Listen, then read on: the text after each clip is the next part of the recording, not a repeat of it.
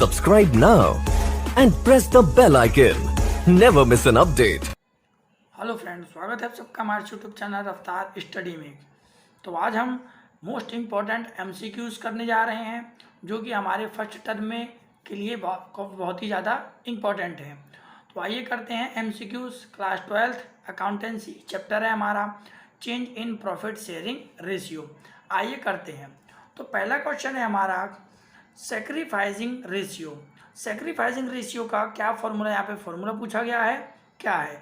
तो पहला यहाँ पे दे रखा है new ratio minus old ratio, old ratio minus new ratio, old ratio minus gaining ratio, या फिर gaining ratio minus old ratio. तो याद रखना जो सेक्रीफाइस रेशियो है जो कि फाइंड आउट होता है हमारा old ratio minus new ratio. जब हम ओल्ड रेशियो में से न्यू रेशियो को डिडक्ट करते हैं, माइनस करते हैं, तो हमारा सेक्रीफाइस रेशियो फाइंड आउट होता है। हम चेंजिंग पीएसआर में सेक्रीफाइस रेशियो ही फाइंड आउट करते हैं, ठीक है। तो पहले का आंसर हो जाएगा हमारा second, old ratio minus new ratio. Then हमारा जो सेकंड आता है वो है हमारा the partners whose share decreases as a result of change in profits ratio are known as. Question कह रहा है जो पार्टनर्स है उसका शेयर यदि डिक्रीज हो रहा है as a result of changing profit sharing ratio, profit sharing ratio के चेंज होने से जो पार्टनर्स है उसका शेयर यदि डिक्रीज हो रहा है तो उस पार्टनर्स को हम क्या कहेंगे, sacrificing partner, gaining partner, sleeping partner, या फिर नन। तो याद रखना इसको बोलेंगे हम सेक्रीफाइसिंग पार्टनर। जिस पार्टनर का शेयर प्रॉफिट शेयरिंग रेशियो के चेंज होने से डिक्रीज होता है उसको बोलते हैं हम सेक्रीफाइसिंग पार्टनर्स, ठीक है। देन थर्ड आता है हमारा the partners whose share increase as a result of changing profit sharing ratio is known as. यहाँ पर डिक्रीज था और यहाँ पर आ गया हमारा increase. Changing profit sharing ratio होने से यदि पार्टनर्स का शेयर इंक्रीज होता है तो उस पार्टनर को क्या कहेंगे, ऊपर हमने कहा था सेक्रीफाइसिंग पार्टनर्स और ये हो जाएगा हमारा गेनिंग पार्टनर्स। यहाँ पे चार ऑप्शन है हमारे, सेक्रीफाइसिंग, गेन, स्लीपिंग या फिर नन। तो सेक्रीफाइसिंग पार्टनर तो हमारा जिसका शेयर डिक्रीज होता है वो तो सेक्रीफाइस पार्टनर हो गया, जिसका इंक्रीज होता है वो कौन हो गया हमारा, वो हो गया हमारा गेनिंग पार्टनर। देन हमारे जो फोर्थ आता है वो है profit of the firm that have not been distribute among the partner. जो फर्म का प्रॉफिट होता है जिसको डिस्ट्रीब्यूट नहीं किया जाता है पार्टनर्स के बीच में उसको क्या कहा जाता है, is called average profit, super profit, accumulated profit, या फिर नन। तो याद रखना एवरेज प्रॉफिट डिस्ट्रीब्यूट होता है, सुपर प्रॉफिट डिस्ट्रीब्यूट होता है, यहाँ पर जो हमारा एक्यूमुलेटेड प्रॉफिट है वो डिस्ट्रीब्यूट नहीं होता है, ठीक है। देन हमारा फिफ्थ आता है वो है employees provident fund. Employees provident fund है वो जो इसका एडजस्टमेंट क्या होगा ये पूछ रहा है क्वेश्चन, ठीक है ना। तो employees provident fund is not distributes among the partners, ये पार्टनर्स के बीच में डिस्ट्रीब्यूट नहीं होता है, या फिर distributes among the partners, partners के बीच में डिस्ट्रीब्यूट होता है, या फिर डिस्ट्रीब्यूट इन प्रॉफिट शेयरिंग रेशियो, डिस्ट्रीब्यूट होगा लेकिन प्रॉफिट शेयरिंग रेशियो में होगा, या फिर नन, इनमें से कोई सा भी नहीं होगा। तो याद रखना जो इसका जो आंसर आएगा हमारा वो है हमारा एम्प्लॉयमेंट प्रोविडेंट जो फंड होता है वो not distribute among the partners, partners के बीच में डिस्ट्रीब्यूट नहीं होता है, ठीक है। क्यों नहीं होता है, क्योंकि एम्प्लॉयज प्रोविडेंट फंड होता है वो हमारी लायबिलिटीज होती है, ठीक है ना। और ये जो हमारा जो शो होता है वो सीधे बैलेंस शीट में होता है लायबिलिटीज के साइड में, ठीक है। ये पार्टनर्स में, पार्टनर्स के कैपिटल के बीच में डिस्ट्रीब्यूट नहीं होता है, इसका एडजस्टमेंट सिर्फ और सिर्फ हमारे बैलेंस शीट में ही होता है लायबिलिटीज साइड में, ठीक है। आइए करते हैं नेक्स्ट क्वेश्चन।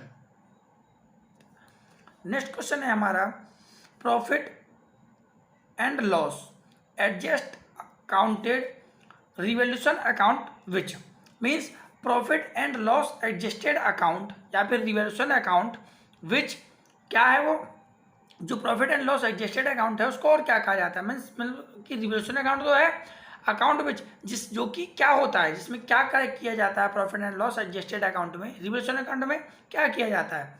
तो इंक्रीज वैल्यू ऑफ असेट्स, क्या इंक्रीज वैल्यू ऑफ असेट्स को दिखाया जाता है, decrease value of liabilities, value जब डिक्रीज हो रही है उसको दिखाया जाता है, या फिर बोथ दोनों को दिखाया जाता है, या फिर नन। तो याद रखना profit and loss adjusted account या फिर रिवैल्यूएशन अकाउंट, दोनों में से किसी एक को कह सकते हैं। उसमें बोथ है, means increase in value of assets को भी रिकॉर्ड किया जाता है और decrease in value of liabilities, liabilities की वैल्यू यदि कम हो रही है तो भी रिकॉर्ड किया जाता है, और असेट्स की वैल्यू बढ़ रही है तो भी रिकॉर्ड किया जाता है। इसका आंसर हो जाएगा हमारा बोथ। देन 7th आता है हमारा general reserve at the time of admission of a partner is transfer to, general reserve at the time of admission, admission के समय पे अब पार्टनर्स इज ट्रांसफर टू, तो जनरल रिजर्व है वो पार्टनर्स में कहाँ पर ट्रांसफर होता है, एडमिशन के टाइम पे। तो ओल्ड पार्टनर्स कैपिटल अकाउंट, या फिर रिवल्यूशन अकाउंट, या फिर बोथ दोनों में, या फिर नन। तो याद रखना इसका जो आंसर है वो हमारा old partners capital account, admission के टाइम पे ओल्ड पार्टनर्स कैपिटल अकाउंट में जो जनरल रिजर्व है हमारा वो डिस्ट्रीब्यूट होता है, ठीक है। देन आता है हमारा 8 revolution account is a, revolution account है कैसा अकाउंट है, नॉमिनल अकाउंट है, रियल अकाउंट है, पर्सनल अकाउंट है, या फिर नन, इनमें से कोई सा भी नहीं है। तो याद रखना जो रिवल्यूशन अकाउंट होता है उसका नेचर होता है नॉमिनल, तो ये नॉमिनल अकाउंट है, ठीक है ना। जो नॉमिनल अकाउंट है ये रिवल्यूशन अकाउंट नॉमिनल अकाउंट क्यों है, इसका मतलब है कि ये नॉमिनल अकाउंट का मतलब क्या होता है, नॉमिनल अकाउंट में सभी प्रकार के खर्चे मीन्स एक्सपेंसेस और इनकम इनकर्ड किए जाते हैं। तो रिवल्यूशन अकाउंट में भी यदि हमारे असेट्स में घाटा हो रहा है तो रिकॉर्ड होता है, और यदि हमारे असेट्स में फ़ायदा हो रहा है तो रिकॉर्ड होता है। लायबिलिटीज जो कि हमारा घाटा होता है, एक्सपेंसेस होते हैं, वो भी रिकॉर्ड किए जाते हैं। तो हमारे कुल मिलाकर एक्सपेंसेस और इनकम इसमें रिकॉर्ड किए जाते हैं, तो इसलिए हमारा जो रिवल्यूशन अकाउंट है वो नॉमिनल अकाउंट है, ठीक है। 3 प्रकार के अकाउंट होते हैं, nominal, real and personal. Real account में हमारे असेट्स एंड लायबिलिटीज, यहाँ पर हमारे जो असेट्स होते हैं वो क्या रियल अकाउंट में रिकॉर्ड किए जाते हैं। पर्सनल अकाउंट में पर्सनली किसी का नाम आता है वो रिकॉर्ड किया जाता है, ठीक है। जैसे कि डेप्टर है, क्रेडिटर, ये सब हमारे पर्सनल अकाउंट में आते हैं, ठीक है। देन 9th केस आता है हमारा share of goodwill bought by new partner in a case is shared by the old partner in, simple question है ये। क्वेश्चन कह रहा है शेयर ऑफ गुडविल, जो गुडविल का शेयर है बॉट बाय न्यू पार्टनर, नया पार्टनर के द्वारा यदि गुडविल लाया गया है in case shared by old partner, तो उसको ओल्ड पार्टनर के द्वारा डिस्ट्रीब्यूट किया जाएगा। तो ये पूछा है कौन से रेशियो में डिस्ट्रीब्यूट किया जाएगा, sacrifice ratio, old ratio, new ratio, या फिर इक्वल रेशियो। तो याद रखना न्यू पार्टनर है, एडमिशन के टाइम पे जो गुडविल है वो शेयर्ड होगा, वो होगा हमारा सेक्रीफाइस रेशियो में, ठीक है। सेक्रीफाइस रेशियो कैलकुलेट करते हैं, उसके बाद ही हम जो गुडविल है उसको डिस्ट्रीब्यूट करते हैं, ठीक है। तो ये हो गया हमारा 9th। देन आता है हमारा 10th change in profit sharing ratio of adjusting partners result in, यदि change in profit sharing ratio हो रहा है एडजस्टिंग पार्टनर्स के बीच में, रिजल्ट इसका मतलब क्या है, क्या रिवॉल्यूशन ऑफ द फर्म हो रहा है, जो फर्म का रिवॉल्यूशन हो रहा है, या फिर रिकंस्टिट्यूशन ऑफ फर्म, फर्म दोबारा से शुरुआत हो रहा है, या फिर dissolution of the firm, firm बंद हो रही है, या फिर नन। तो याद रखना इस टाइम पे यदि चेंजिंग प्रॉफिट शेयरिंग रेशियो हो रहा है, जिससे पार्टनर्स के एग्जिस्टिंग पार्टनर्स हैं उनके रेशियो में यदि बदलाव हो रहा है, तो उसको रिवॉल्यूशन ऑफ द फर्म नहीं बोलेंगे, हम उसको बोलेंगे रिकंस्टिट्यूशन ऑफ फर्म। मतलब कि उनका रेशियो वो दोबारा से बदलेगा, मीन्स बिल्कुल नया हो जाएगा, तो इसलिए रिकंस्टिट्यूशन ऑफ द फर्म बोलेंगे उसको, दोबारा से बनना, ठीक है ना। इसको बोले पुनः निर्माण, ठीक है ना। तो पुनः दोबारा से स्टार्ट होगा, इसलिए उसका हो जाएगा रिवॉल्यूशन ऑफ द फर्म। आइए करते हैं नेक्स्ट क्वेश्चन। तो नेक्स्ट क्वेश्चन है हमारा 11 on reconstitution of a partnership firm. Reconstitution हो रहा है फर्म का, पार्टनरशिप फर्म का, रिकॉर्डिंग ऑफ अनरिकॉर्डेड लायबिलिटीज। यहाँ पे जब रिकंस्टिट्यूशन हुआ पार्टनरशिप फर्म का, तो जो हमारा अनरिकॉर्डेड लायबिलिटीज था उसको रिकॉर्ड किया गया, रिकॉर्डिंग किया गया, विल रिजल्ट इन, तो इससे क्या होगा, gain to the adjusting partners, adjusting partner है उनके बीच में गेनिंग होगा, loss to the adjusting partners, या फिर घाटा होगा एडजस्टिंग पार्टनर्स का, या फिर neither loss nor gain, means कोई इफेक्ट नहीं पड़ेगा इसके अंदर रिकॉर्ड करने से हमको, या फिर नन, या फिर कुछ नहीं होगा। तो याद रखना लायबिलिटीज होती है वो हमारे क्या होते हैं, वो हमारा एक्सपेंसेस होता है, ठीक है। तो अनरिकॉर्डेड था मीन्स एक्सपेंसेस था वो अनरिकॉर्डेड था, मीन्स हमको पेमेंट नहीं करना पड़ रहा था, अब उसको फर्म ने रिकॉर्ड किया है, तो इससे क्या होगा, फर्म का लॉस होगा, means loss to the adjusting partner, adjusting partner है उनका लॉस होगा। तो इसका आंसर हो जाएगा हमारा second, loss to the adjusting partner. Then 12 आता है हमारा, increase in the value of assets on reconstitution of the firm result into, increase in the value of assets means जो हमारी संपत्ति है उसकी जो वैल्यू है वो क्या हो रही है, हमारी इंक्रीज हो रही है on reconstitution of firm.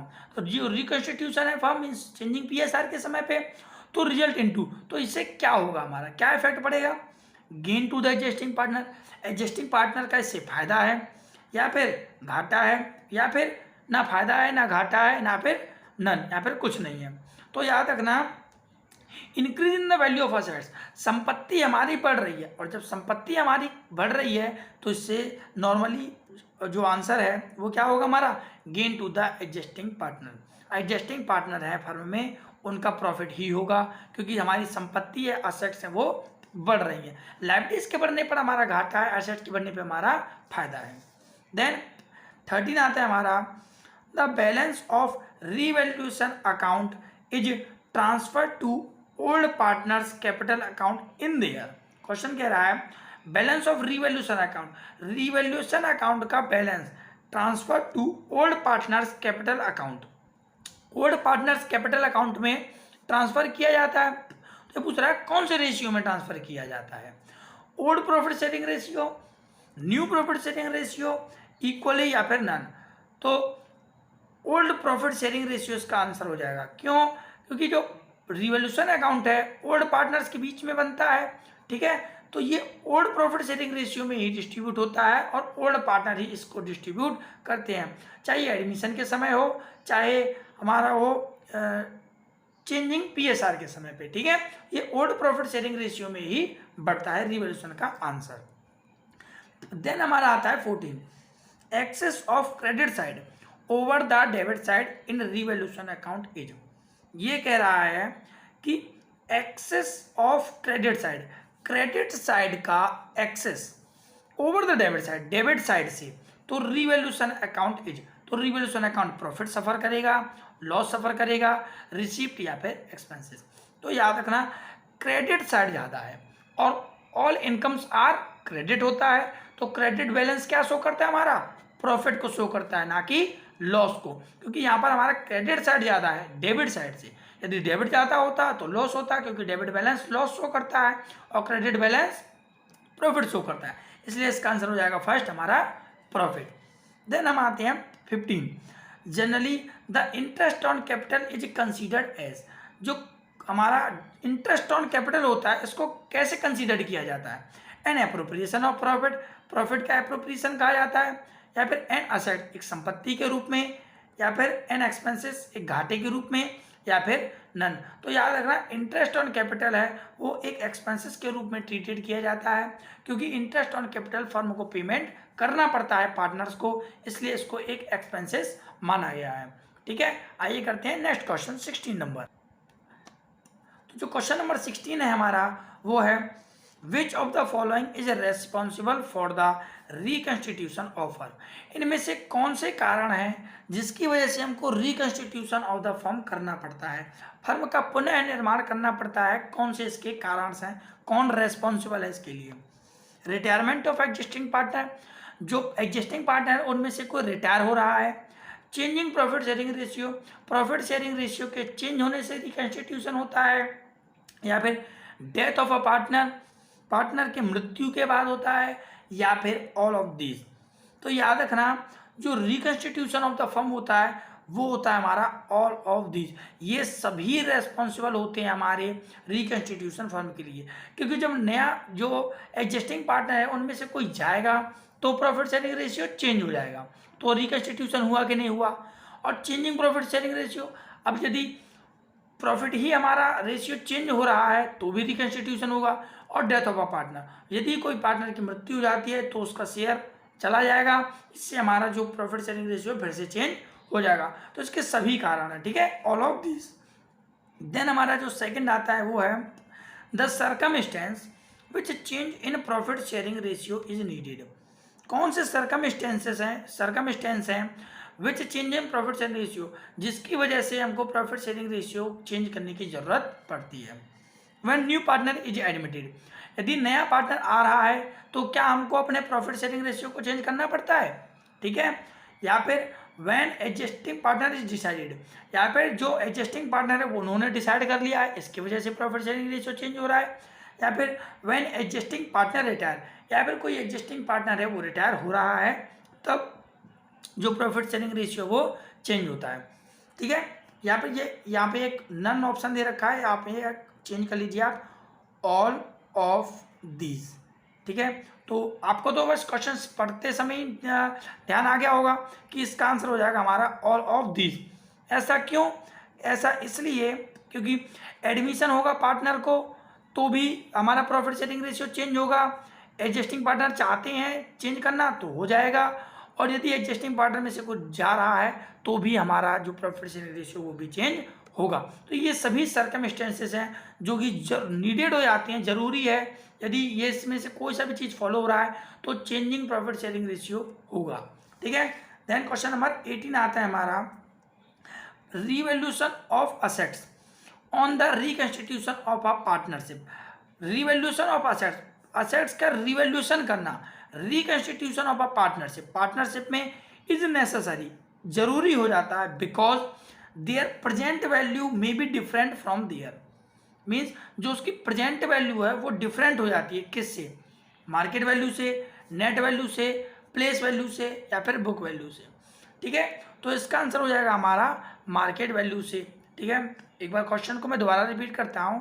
Question कह रहा है हमारा कि असेट्स का हम जो रिवैल्यूएशन करते हैं फर्म में वो क्यों करते हैं, ठीक है ना। सीधा सीधा क्वेश्चन है कि जो रिवैल्यूएशन किया जाता है हमारा असेट्स का रिकन्स्टिट्यूशन फर्म में वो नेसेसरी होता है। क्यों होता है ऐसा, क्यों करना पड़ता है हमको, हम रिवैल्यूएशन क्यों करते हैं? तो जो मार्केट वैल्यू है वो चेंज होता रहता है, और यदि मार्केट वैल्यू चेंज होगा तो हमको अपना असेट्स की एक्चुअल वैल्यू पता करने के लिए तो हम उसका रिवैल्यूएशन करते हैं कि इस टाइम मार्केट में जो हमारी जो असेट्स की वैल्यू है वो कितनी है, ठीक है। इससे हमको एग्जैक्ट हमारा अपना प्रॉफिट, हमारा जो इनकम है या फिर असेट की जो वैल्यू है वो हमको पता चल जाती है। इसलिए मार्केट वैल्यू डिफरेंट होता है, इसलिए हमको रिवैल्यूएशन ऑफ असेट्स करना पड़ता है। देन क्वेश्चन नंबर 19, ये हमारा न्यूमेरिकल है। A and B were partners in a firm. A B partner हैं एक फर्म में, प्रॉफिट शेयरिंग लॉस इक्वली, जो कि इक्वली डिस्ट्रीब्यूट कर रहे हैं विद अफेक्ट 1 अप्रैल। 1 अप्रैल को they agreed to share profit 4:3। 1 अप्रैल को 2020 को उन्होंने डिसाइड किया, सहमति ली, एग्री हो गए कि वो लोग 4:3 में रेशियो को डिस्ट्रीब्यूट करेंगे। Due to change in profit sharing ratio, profit sharing changing ratio के होने से ए शेयर गेन और सेक्रीफाइस विल बी। यहाँ पे ए का शेयर पूछा है, ए गेन करेगा या फिर सेक करेगा। तो ये न्यूमेरिकल क्वेश्चन है, आइए इसको सॉल्यूशन करके देखते हैं। तो क्या कह रहा है क्वेश्चन कि जो ए और बी पार्टनर थे, ए बी पार्टनर थे, कैसे डिस्ट्रीब्यूट कर रहे थे? इक्वली डिस्ट्रीब्यूट कर रहे थे, मतलब कि 1:1 में। देन उन्हें, तो ये था क्या इनका ओल्ड रेशियो, ठीक है ना। देन उन्होंने क्या डिसाइड किया? उन्होंने डिसाइड किया कि वो लोग 4:3 में इस बार डिस्ट्रीब्यूट करेंगे, तो ये हो जाएगा हमारा न्यू रेशियो। अब क्वेश्चन कह रहा है कि वो गेन करेगा या फिर सेक करेगा। चैप्टर प्रॉफिट शेयरिंग रेशियो है, इसलिए हम क्या फाइंड आउट करेंगे यहाँ पे? Sacrifice ratio. सेक्रीफाइस रेशियो क्या फॉर्मूला होता है सेक्रीफाइस रेशियो का? Old ratio minus new ratio, ये होता है हमारा old ratio minus new ratio. Old ratio क्या है? 1/2, ठीक है। तो 1/2 माइनस 4/7, ये तो 4:3 है तो 4/7।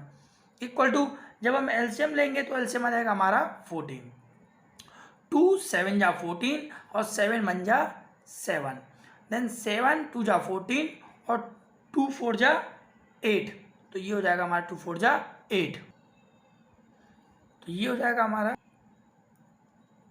ये हो गया हमारा 8/14। देन 7 माइनस जब 8 करेंगे तो उसका कितना आ जाएगा, -1/14, तो ये हो गया -1/14। ये किसका निकल गया, ए का, और ये हमको ए का ही तो पूछ रहा था, ठीक है ना, ए का ही पूछ रहा है, मीन्स हमको आगे निकालने की जरूरत नहीं है।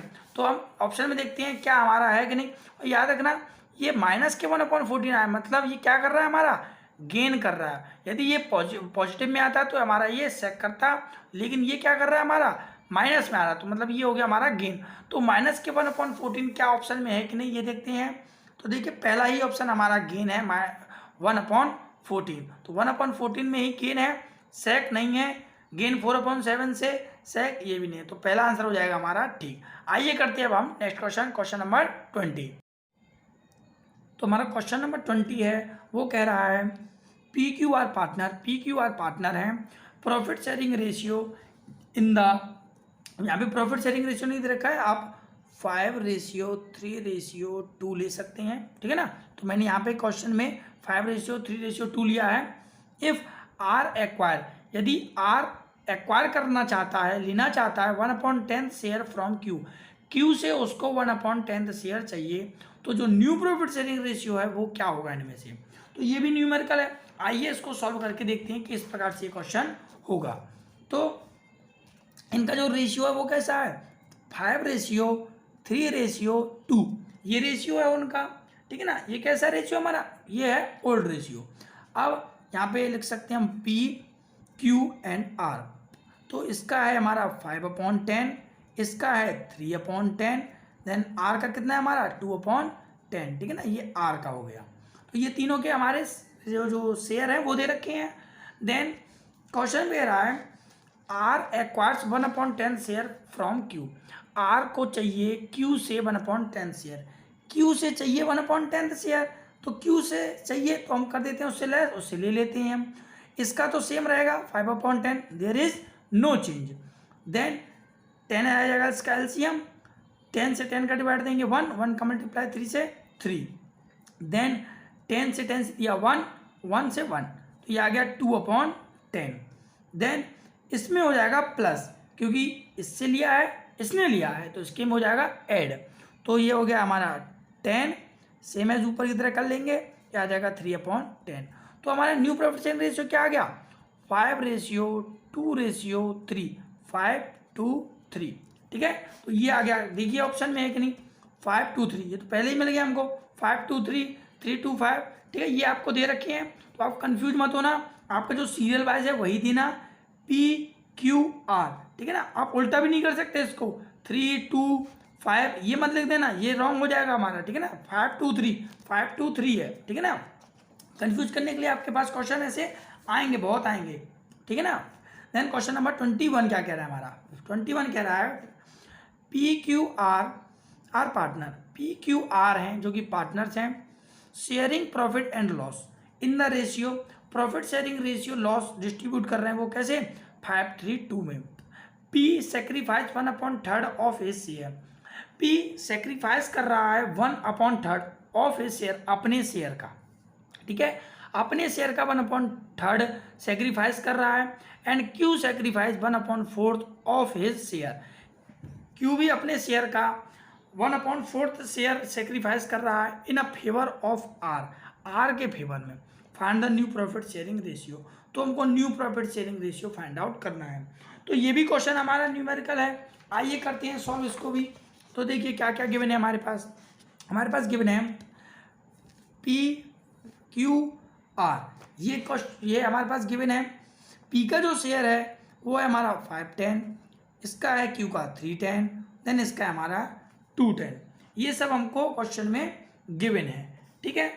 तो देखिए अब ये कह रहा है क्वेश्चन कि R को, ये कह रहा है ना यहाँ पे P sacrifice 1/3 of his share, P अपने शेयर का 1/3 सेक्रीफाइस कर रहा है।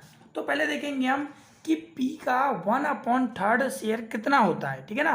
तो देखिए 5/10 मल्टीप्लाई बाय 1/3, मल्टीप्लाई मैं क्यों कर रहा हूँ पता है ना, क्यों इसलिए कर रहा हूँ क्योंकि 5 इसके शेयर का कितना बनता है, तो इसके शेयर का हो गया हमारा 5 बन जा 5 और 10 3 जा 30, तो 5/30 ये है, ठीक है ना।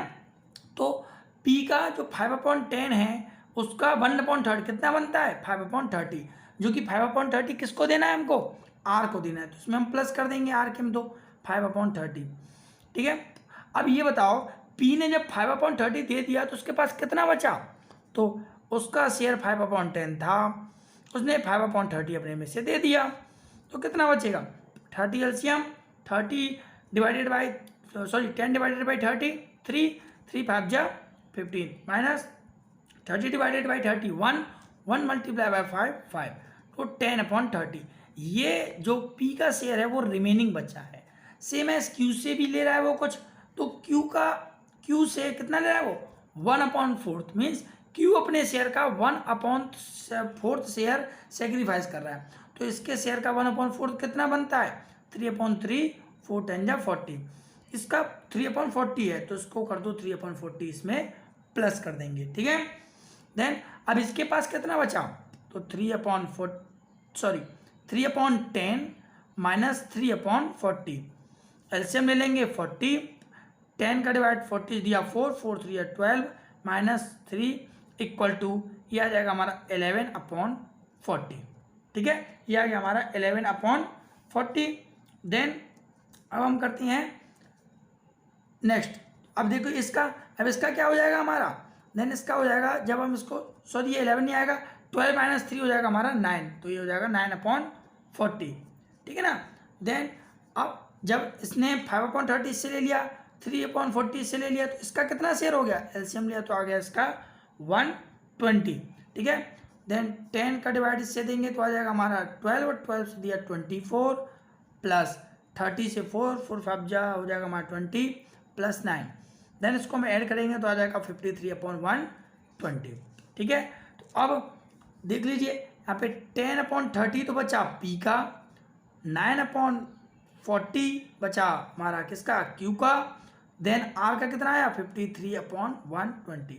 अब देखिए यहाँ पे जो एलसीएम है वो सेम नहीं है तो आपको एलसीएम भी सेम करना पड़ेगा, ठीक है। आप एलसीएम लेंगे और एलसीएम लेने के बाद जब इनको सेम करेंगे तो जो हमारा रेशियो आएगा वो आएगा 40:27:53, तो ये आएगा हमारा रेशियो। आइए देखते हैं क्या ये ऑप्शन में हमारे में है कि फिर नहीं है।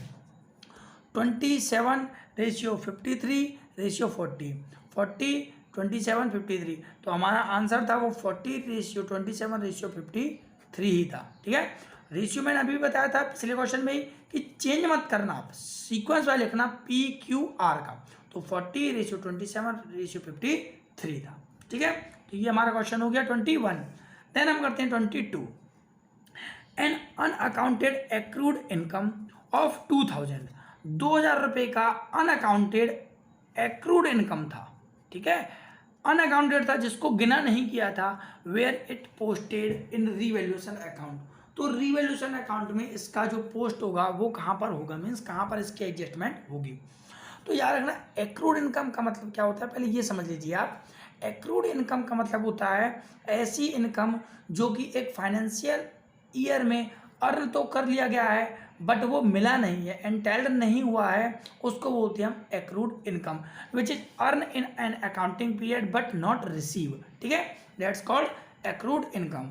तो ये एक्रूड इनकम है, ये कहाँ पर एडजस्ट होगा, तो याद रखना जो एक्रूड इनकम होता है वो हमारा असेट्स होता है, और असेट्स को अनअकाउंटेड मीन्स असेट्स को हमने गिना नहीं है, अब उसको अकाउंट करेंगे हम, गिनेंगे तो ये हमारे लिए घाटा होगा फायदा होगा, तो ऑब्वियसली बात है ये हमारे लिए फ़ायदा होता है, और फ़ायदा हमेशा क्रेडिट साइड जाता है, तो इसका आंसर हो जाएगा हमारा क्रेडिट, ठीक है।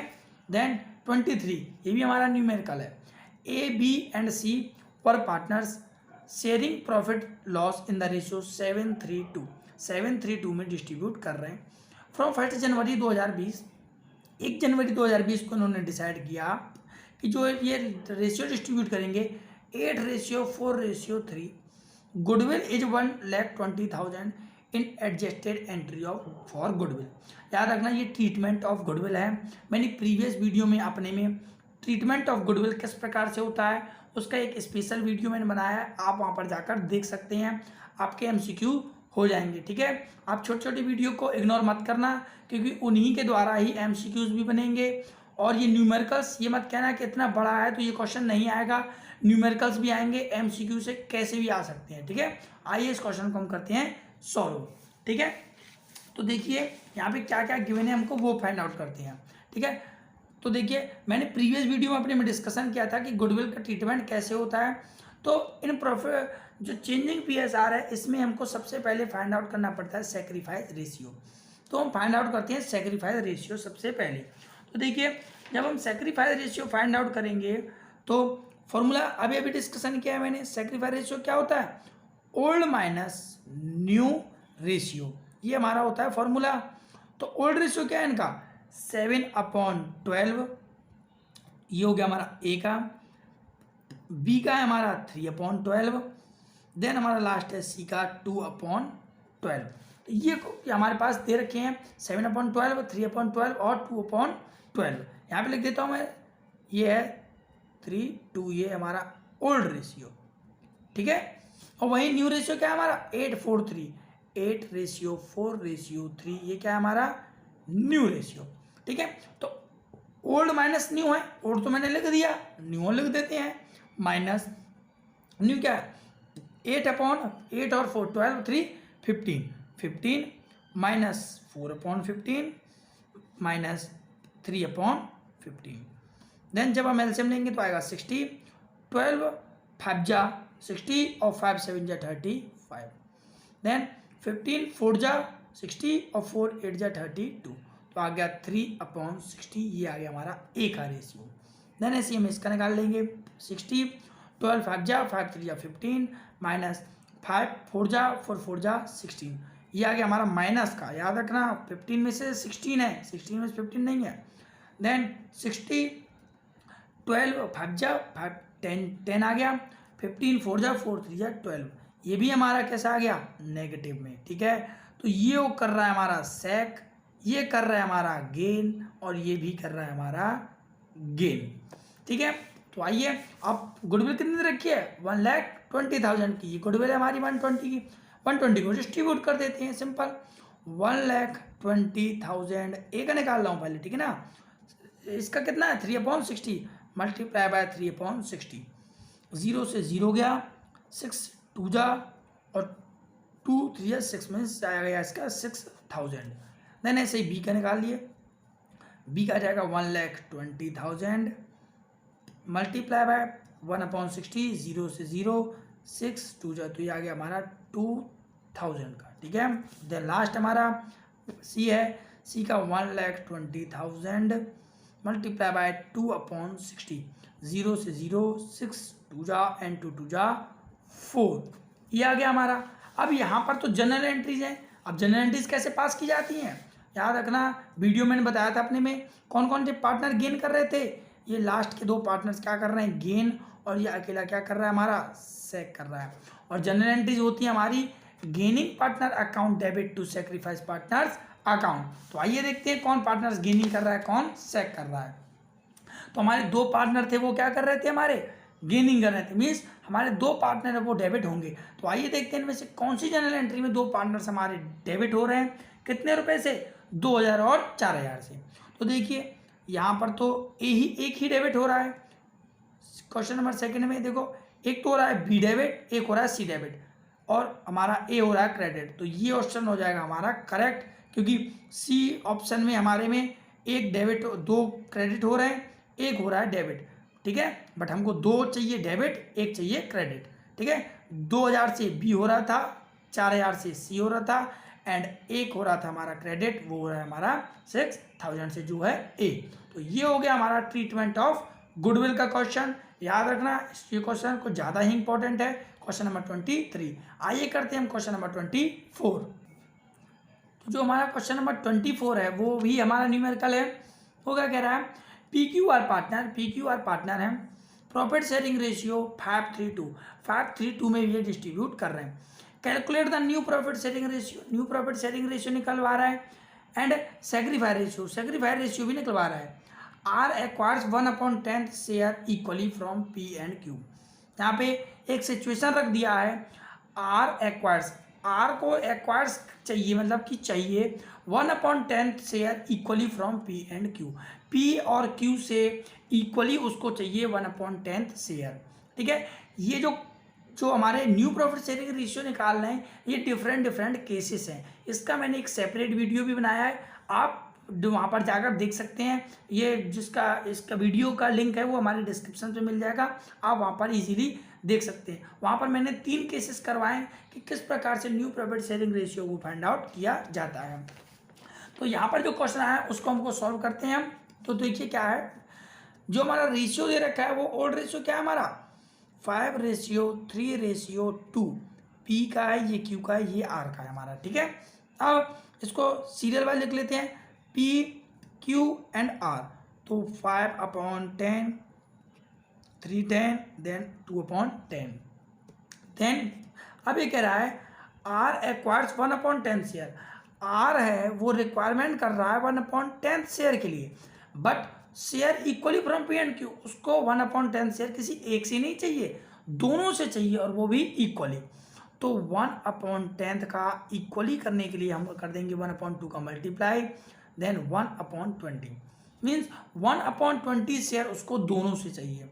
तो पी से लेस कर दो 1/20, क्यू से लेस कर दो 1/20, तो 20 एलसीएम, 10 2 जा 20, 2 का 5 से गया 10, 21 आ गया इसका। ठीक है, तो हो जाएगा 9/20। ठीक है, देन 20 एलसीएम, 10 2 जा 2 3 जा 6, 2 1, ये हो गया 5/20। और सी को हम दे देंगे कितना 1/10, इसको तो 1/10 ही चाहिए, इसको 1/10 दे दिया, 10 आ गया एलसीएम, 10 1 जा 10, 2 1 जा 2, 10 1 जा 10, 1 का 1, तो आ गया 3/10, 3/10 आ गया। ठीक है, देन अब हम करते हैं क्या इसको पहले हम इसको एक बार इसको हम एक सीरियल वाइज लिख लेते हैं। तो देखिए सीरियल वाइज लिखते हैं तो क्या होगा, यहाँ पे ये आ जाएगा हमारा एलसीएम लिया हमने 9/20, ये हो गया हमारा 5/20, ये आ गया हमारा 3/10। ठीक है, तो 3/10 आ गया। देन जब हम इसका एलसीएम लेंगे 20, तो 9:5 इसका हो जाएगा हमारा 6। ठीक है, ये हो जाएगा हमारा 6। तो आइए करते हैं 6 से इसको क्वेश्चन को। ठीक है, तो ये हो जाएगा हमारा, देखते हैं ऑप्शन में कौन सा ऑप्शन हमारा सही है, 9:5:6 या फिर 6:5:9, 569 या फिर 965। तो ये हो जाएगा हमारा आंसर करेक्ट। क्या यहाँ पे दे रखा है ना 956 956। तो ये हो गया हमारा न्यूमेरिकल क्वेश्चन, क्वेश्चन नंबर 24। आइए क्वेश्चन नंबर करते हैं 25। In a case of depreciation, depreciation के केस में provide on plant and machinery, means depreciation है हमारा प्लांट एंड मशीनरी पर at the time of changing profit sharing ratio, changing profit sharing ratio के समय पर विच अकाउंट इज डेबिटेड, तो कौन सा अकाउंट है जो डेबिट होगा। तो याद रखना, देखिए एक बार हम डिस्कशन करते हैं कि किस प्रकार से हमारा रिवैल्यूएशन अकाउंट तैयार होता है। ठीक है, जो डेप्रीसिएशन है प्लांट पर वो किस प्रकार से होगा, तो एक बार समझ लेते हैं। देखिए ये होता है हमारा रिवैल्यूएशन अकाउंट, रिवैल्यूएशन अकाउंट। ठीक है, अब रिवैल्यूएशन अकाउंट ये होता है हमारा डेबिट साइड और ये होता है हमारा क्रेडिट साइड। अब ये कह रहा है depreciation on plant and machinery, plant and machinery पर डेप्रीसिएशन। तो प्लांट एंड मशीनरी पर जब हम डेप्रीसिएशन लगाएंगे तो हमारा घाटा होगा कि फायदा होगा, तो आपको पता है क्लास 11 में पढ़ा होगा, डेप्रीसिएशन हमारे लिए घाटा होता है और ऑल एक्सपेंसेस आर डेबिट। तो ये आंसर आ जाएगा हमारा इस साइड। तो प्लांट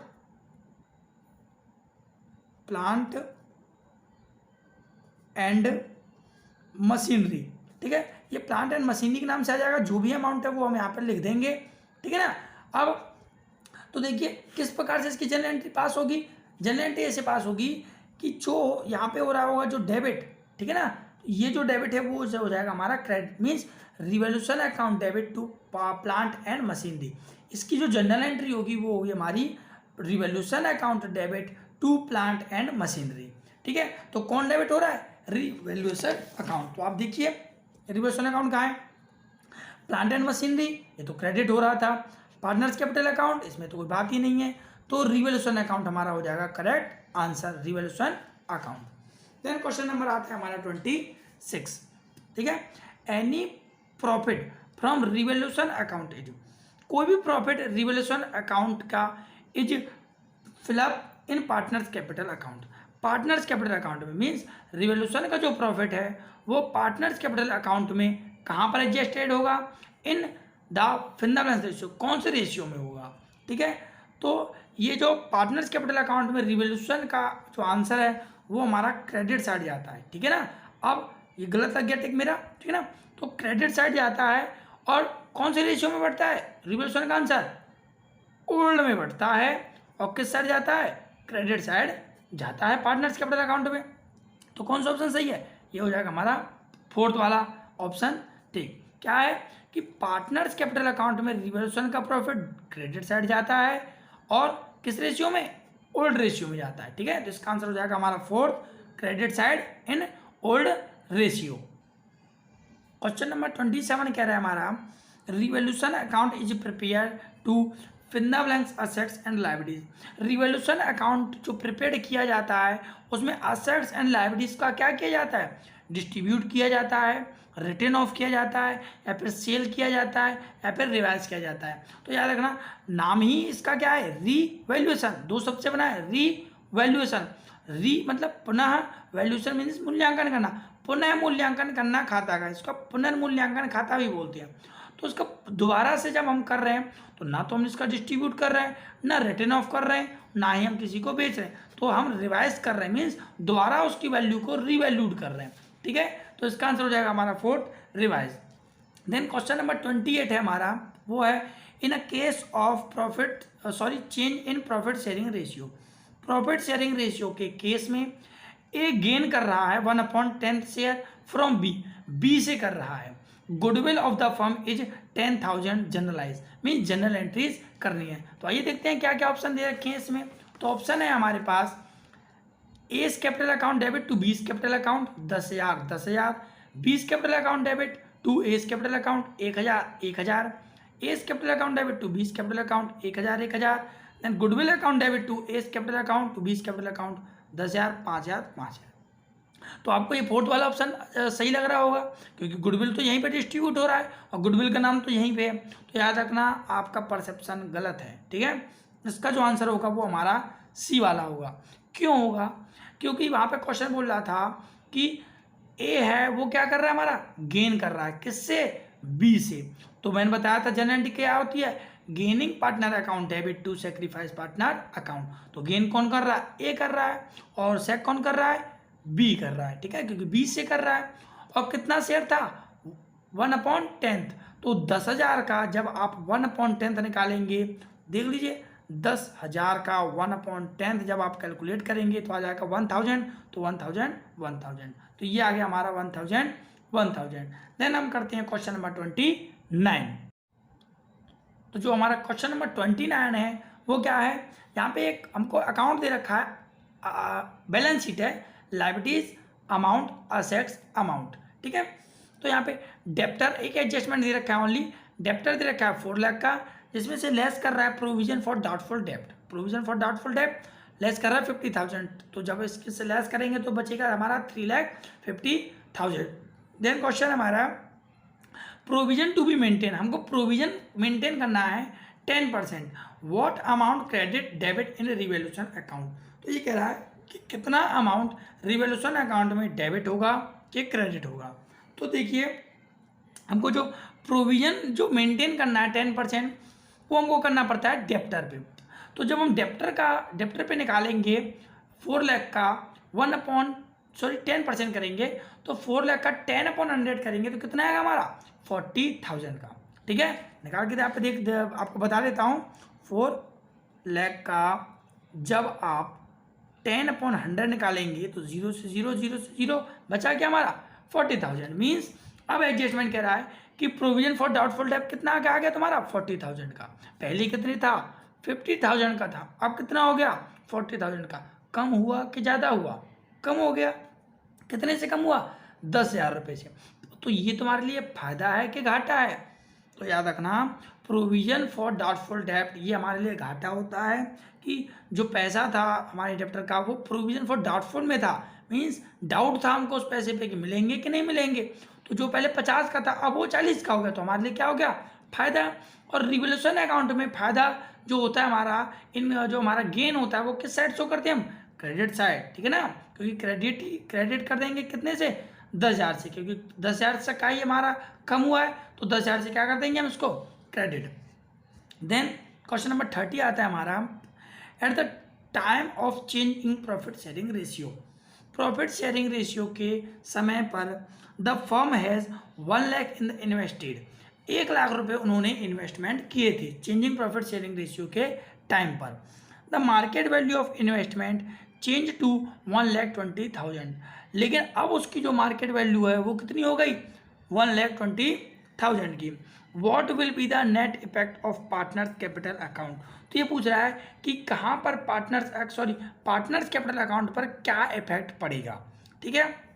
तो क्रेडिट करेंगे 20,000 से कि क्रेडिट करेंगे 1,20,000 से, या फिर डेबिट करेंगे 1,20,000 से, या फिर नो एंट्री, या फिर इसकी कोई एंट्री नहीं होगी, ठीक है। तो देखिए, जो हमारा इन्वेस्टमेंट है, इन्वेस्टमेंट हमारा असेट्स होता है जिसकी वैल्यू कितनी थी? 1 लाख रुपए की थी, अब वो बढ़ करके कितनी हो गई है? 1,20,000। तो ये हमारे लिए घाटा है कि फायदा है? भाई सीधी बात है, फायदा ही है, क्योंकि इन्वेस्टमेंट जब हमने किया था 1 लाख का, अब जब उसकी मार्केट वैल्यू पता की हमने तो उसका निकला 1,20,000। तो ये पार्टनर्स के लिए फायदा ही है, ठीक है। अब जब फायदा है तो पार्टनर्स कैपिटल अकाउंट में क्या इफेक्ट पड़ेगा? क्रेडिट हो जाएगा कितने से? जितने का फायदा हुआ है, 1,20,000 से नहीं होगी, याद रखना, जितने से फायदा हुआ है उतने का ही हम कर देंगे पार्टनर्स कैपिटल अकाउंट में क्रेडिट। तो क्रेडिट कर देंगे हम इसको 20,000 से, ठीक है। आइए करते हैं नेक्स्ट क्वेश्चन, क्वेश्चन नंबर 31। तो क्वेश्चन नंबर 31 है, वो है हमारा, revolution account is credit in case of increase in value of liabilities.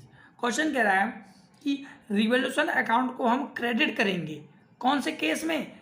Increase in value of liabilities. Liabilities जब बढ़ती है तो हम रिवोल्यूशन अकाउंट को क्रेडिट करते हैं। तो क्या ये बात सही है कि गलत है, या फिर ट्रू फॉल्स दोनों ही हैं, या फिर कांट से हम कुछ नहीं कह सकते इस क्वेश्चन में? तो याद रखना, कहेंगे कैसे नहीं कहेंगे, क्या कहेंगे कि भाई लायबिलिटीज क्या होता है हमारा? लायबिलिटीज एक्सपेंसेस होता है, मैंने बताया था। अब एक्सपेंसेस है तो क्या हम उसको क्रेडिट साइड शो करेंगे? आप ही बताइए, नहीं करेंगे ना। तो ये क्या है हमारा स्टेटमेंट? फॉल्स है, क्योंकि लायबिलिटीज हमारा एक्सपेंसेस होता है, ये इसके बढ़ने पर हमारा घाटा है, तो ये डेबिट साइड से होगा, ठीक है ना। ठीक, क्वेश्चन नंबर लास्ट आता है हमारा 32, match the following. Match the following भी आ सकता है, ठीक है, ये मत कहना कि नहीं आएगा, ये भी आएगा। तो मैच द फॉलोइंग क्या है हमारा? Unrecorded liabilities, increase in value of land, profit on revolution, loss on revolution. यहाँ पर एडजस्टमेंट दे रखे हैं, ये सब तो एडजस्टमेंट थी। अब कहाँ पर एडजस्टमेंट होंगी? Credit revolution, debit revolution, credit partners capital, debit partners capital, और ये हमारे पास ऑप्शन है। तो देखते हैं अनरिकॉर्डेड लायबिलिटीज। अब जो लायबिलिटीज है वो अनरिकॉर्डेड है, मीन्स उसको रिकॉर्ड नहीं किया गया है, तो ये किस साइड आती है? मतलब किस में एडजस्टमेंट होता है? क्या ये पार्टनर्स कैपिटल में जाता है? नहीं जाता। तो किस में आता है? रिवोल्यूशन अकाउंट में, ठीक है। अब रिवोल्यूशन अकाउंट में जाता है तो जो लायबिलिटीज था वो अनरिकॉर्डेड था, अब जब उसको रिकॉर्ड करोगे तो आपका फायदा होगा कि घाटा होगा? तो घाटा होगा। तो ये रिवोल्यूशन के किस साइड चला आएगा? Debit side.